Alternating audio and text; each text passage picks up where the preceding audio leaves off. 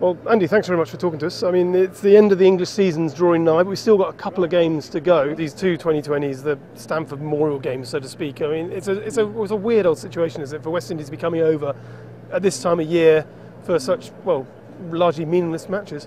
Yeah, well, I think so. I see there's a need for West Indies Cricket Board to fulfil its obligations to Sky. Yeah, but I think these games are meaningless anyway.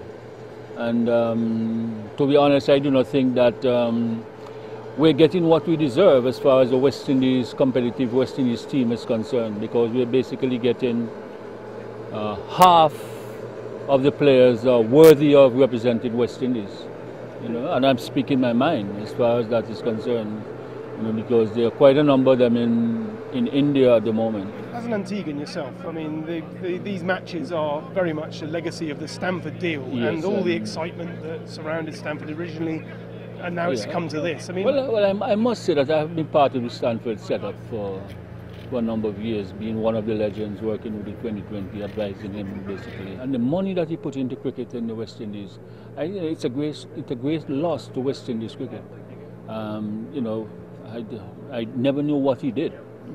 And as far as I'm concerned, it doesn't bother me what he did, because it had no effect. What he did had no effect on Antigua and San Antigua. But the country is suffering to some extent as a matter of it. But it's a loss to West Indies cricket in terms of providing facilities and, you know, the rewards he brought to some of the players with the 2020. And I think that Stamford is partly responsible for what is happening in world cricket today as far as 2020 is concerned. And the money that he put into it, if he didn't put that amount of money into it, the Indian board would not have put in all that amount of money into IPL. What was it like? What is it like in Antigua now, in that strange post-Stamford era? It's a shame to look at the grounds, because, you know, it was one of the best kept grounds in the entire Caribbean. You know, it was small, and the facilities there were out of the world. But then we allowed it to just deteriorate to such extent that it's going to take a lot of money to bring it back to half of where it was before. But politically, you know, a lot have a lot to say.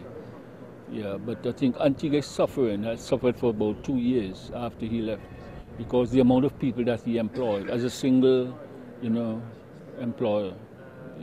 And we're suffering for it. And as for these games coming up, I know you've said what you had to say about them, but nonetheless, they are representative games. They are matches that I suppose West Indies should feel proud to play in. I don't know if a lot of West Indians are feeling proud to represent West Indies at the moment. I'm going to be honest. Some of them are only there for the money. They're not there because they're representing West Indies. And there are lots of reasons for it. I cannot pinpoint anyone, but there are lots of reasons why our cricket is suffering.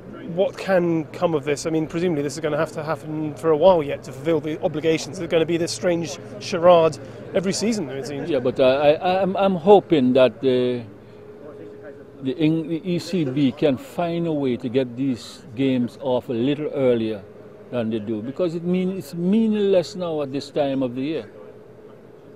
You know, and I tell you what, I don't know how well this West Indies team will play, but you know, we've missed a lot of the big players as far as 2020 is concerned. You know, and it's a shame.